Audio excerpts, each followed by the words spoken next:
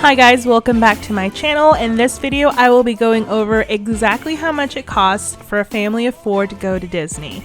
We went for 4 days and 3 nights, so stay tuned and I will break down the cost for you.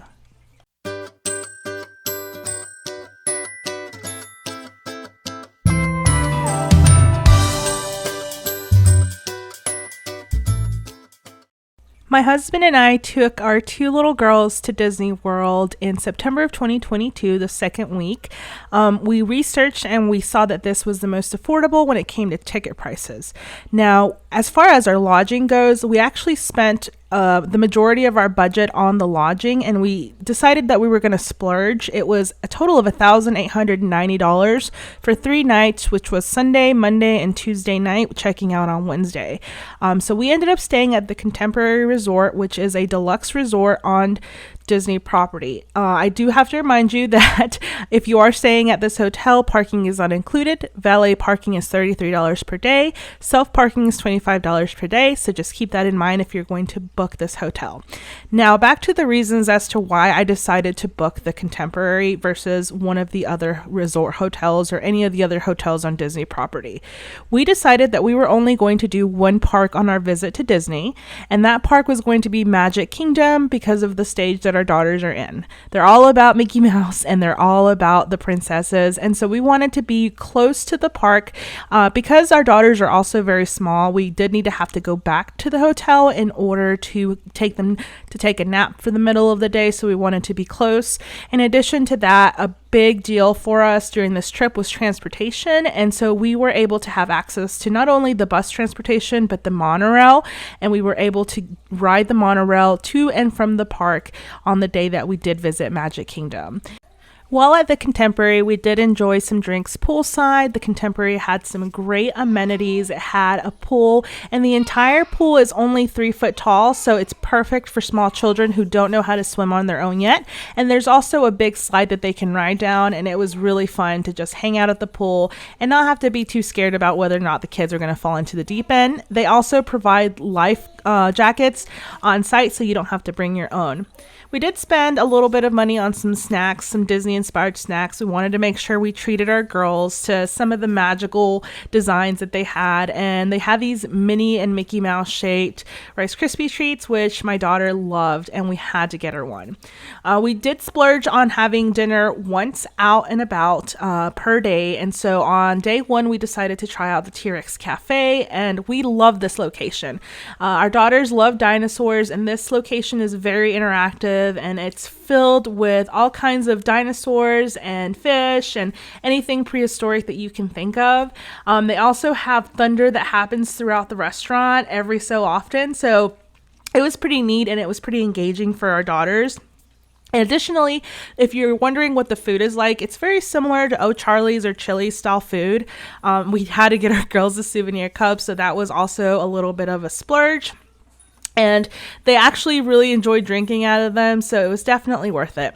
So here is the recap of day 1. We ended up spending $2,317 on our first day, and that included lodging, gas, and food, and the lodging was up front for all 3 days. On day 2, we spent about $11, and that's just me kind of giving you an approximate number because I bought croissants and we had coffee in the hotel, so about $11 of that was for our breakfast. I also had some custom shirts ordered with our names on it, and I ordered those from Amazon, and the total was $84 for all 4 of them. You can still get them, so definitely check out Amazon and see if you can find the shirts because they were really nice. So on the day that we actually went to Magic Kingdom, our park passes ended up totaling $344, and then we also splurged on Disney Genie Plus, which was $15 per person. Now all these costs were only for myself, my husband, and my oldest daughter, as my youngest daughter was 1 at the time and she did not have to pay for any of this. We also bought magic bands to make it easy for us to get on the rides and back into our hotel room, and that was $25. We got 1 for myself and 1 for my husband. Now that is not a must-have. They do give you a card. They gave us a card that we could use so that my oldest daughter could get into the park, but it just made it a lot easier than having to pull out the card every time you want to get on a ride. And of course, meeting Mickey and Minnie for the first time was priceless. So while we were walking around the park, it was pretty hot. I had done some research early on to see what the temperature would be like. So we did end up buying some fans, and the total of that was $50 from Amazon. And then we also spent about $50 for the ears, with the most expensive ones being the ones that my youngest daughter wore, which is in the form of a hat. And that was because I had to buy those at Disney rather than pre-order them before we went. We did have lunch in one of the quick service locations, and that was about $34. And then of course the girls had to have a souvenir, so my husband bought them those, and the total of the light up toys was about $40. Definitely add the souvenirs to your budget because they're very useful in keeping the kids entertained while you're waiting in line, so they're not just having a meltdown. Additionally, one of the things I really wanted to try was the Dole Whip, and so we ended up getting 3 different kinds of Dole Whip. I can't remember what each one was, but I know one had coconut and one was just the plain one, and it was really good. It was definitely worth trying. And then we did have dinner in the form of quick service as well, and that was a total of $40. Here is some really cool footage of the monorail. It looks so cool at night because it completely lights up. Additionally, the monorail is very convenient if you have little kids and you have to use a stroller, as you don't have to collapse the stroller to ride the monorail. So here is a recap of our day 2 expenses. We spent $750, and that was shopping, food, and then park expenses.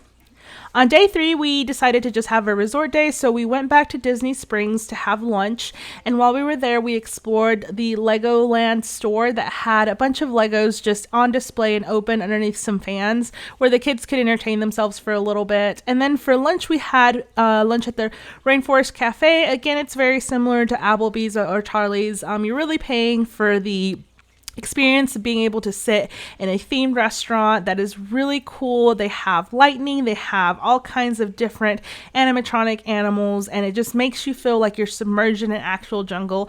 And if you ask me, that's definitely worth it because the kids had an amazing time. Another perk to the Contemporary is they actually have events that happen on site. So we got to watch an outdoor movie whenever we got back from dinner. And then they also had this really cool light up show on Bay Lake. So if you have a Bay Lake view, you will be able to get to see the light up show. And then of course, being so close to Magic Kingdom, we were able to watch the fireworks, not only on the day we went to Magic Kingdom, but from the balcony of our hotel as well. So it just felt like we got more of the magic by staying at this location.